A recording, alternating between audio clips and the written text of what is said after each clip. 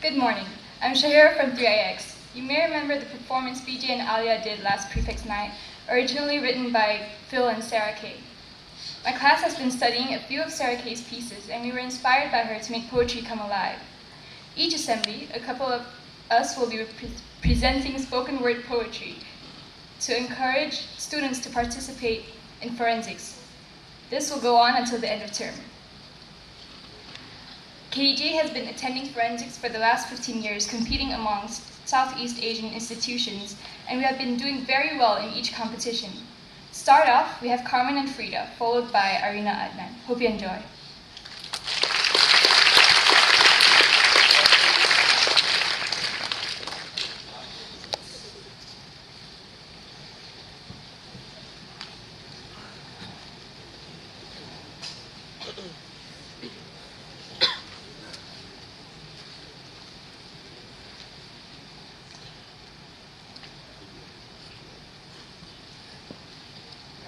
Long distance love.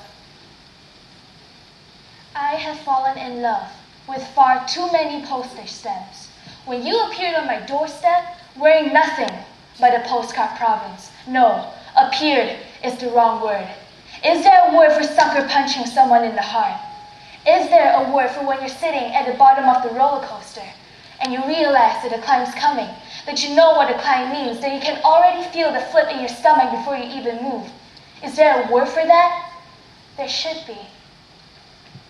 You can only fit so many words in a postcard, only so many in a phone call, only so many in the space before you forget that words are sometimes used for things other than feeling emptiness. It's hard to build a body out of words. I have tried, we have both tried. Instead of holding your head to my chest, I tell you about the boy who lives downstairs from me, who stays up all night long practicing his drum set. The neighbors have complained they have busy days tomorrow, but he keeps on thumping through the night, convinced, I think, that practice makes perfect.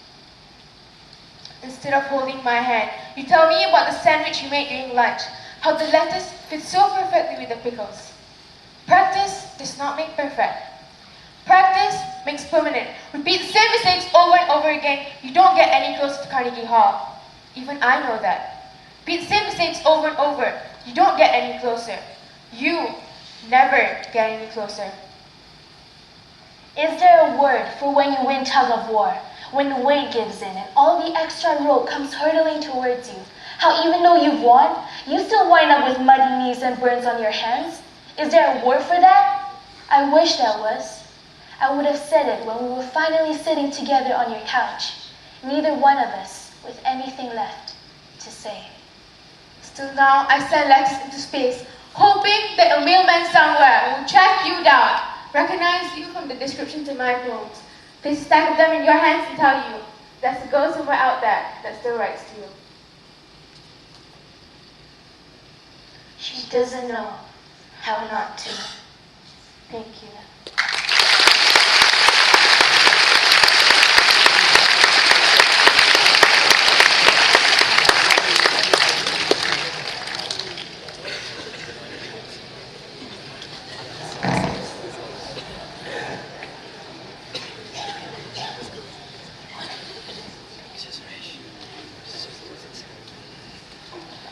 The worst poetry.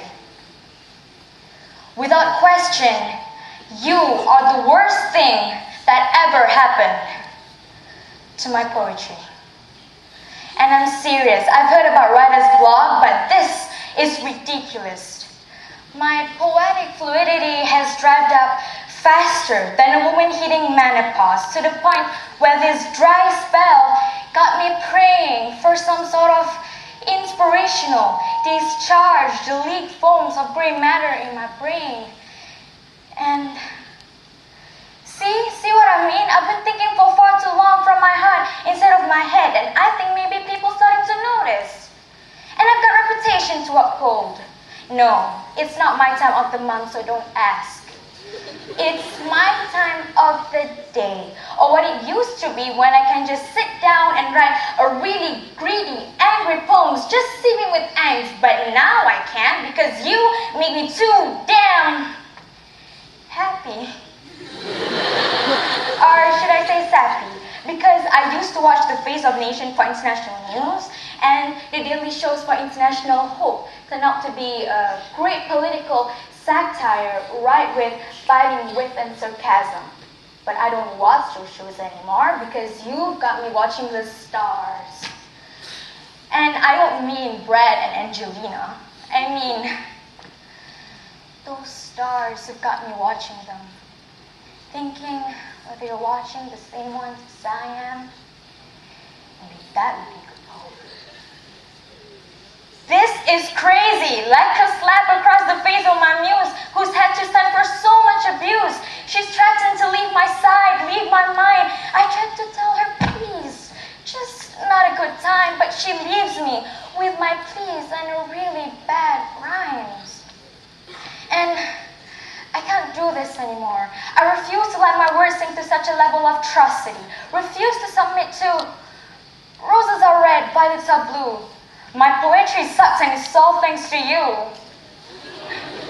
But I rack my mind for moments that aren't ridiculous, romanticism, and irrelevant metaphors like dipping my hands and tongue into the peat can of my mind. I splurred gooey gums of thoughts against the wall, watching as the rest of the world tries to make sense of my lovesick babble. Become with like sharpies to connect the dots, forming man-made constellation for my nonsensical thoughts. And this has to stop because speaking in abstract metaphors so that you think I have more poetic view on the world than you, it's against my poetic ethics, which rhymes with ethnic, which incidentally one more poem topic that you have rendered useless because I'm a hopper, which means I'm a mixed blood, which means I'll never fit inside chat my box and I always fall between the cracks and I'm always writing about trying to find my culture or where I belong. But these poems have fallen to a wayside as I found I belong up against your chest, your arms around my back, eyes closed. I sit down and write a poem. The only thing in my head is you. And I don't understand how you could be the worst thing that ever happened to my poetry if you're actually the best thing that ever happened to me. Thank you.